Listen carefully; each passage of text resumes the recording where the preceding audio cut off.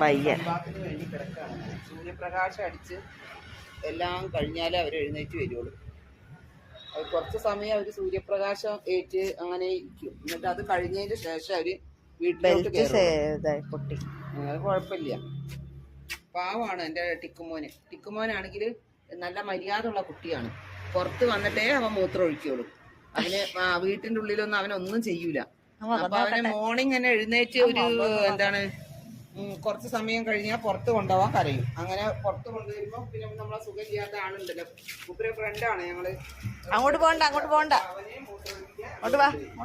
അത് കഴിഞ്ഞ് ഇനി വരും. പിന്നെ അടുത്തത് ഇവര് വീട്ടിൽ കയറി ഇനിയിപ്പോ രണ്ടുപേരും പോണ്ട, റോട്ടിലോട്ട് പോണ്ട മോനെ. റോട്ടിൽ പോയിട്ടാണ് മോന്റെ കൈയും കാലും എല്ലാം പോയത്. ഒരു കൈ മാത്രമല്ല ഉണ്ടായിട്ടുള്ളൂ, 3 എണ്ണം റെഡിയാക്കി എടുക്കാ ചെയ്ത്. ആ വീട്ടിലോട്ട് പോ.